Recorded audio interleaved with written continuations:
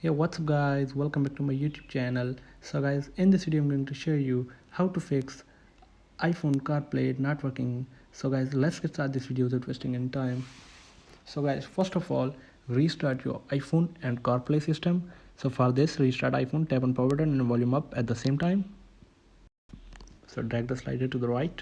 So after restarting your iPhone and car system, open the lock screen, and the next solution is update your iPhone to the latest iOS version. So for this, open setting, tap on general, tap on software update.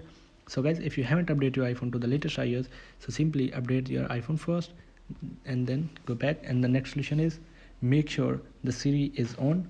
So for this, open settings, scroll down, tap on Siri and search, and turn on Siri here.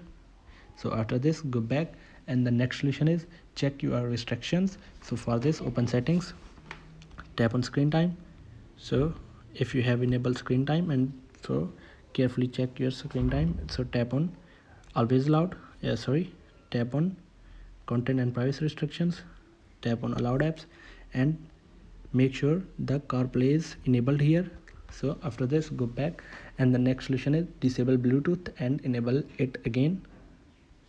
So disable and enable, and the next solution is, and the next and last solution is reset network settings. For this, open settings, scroll down, tap on general, scroll down, tap on transfer or reset iPhone, tap on reset, then tap on reset network settings, enter your iPhone passcode.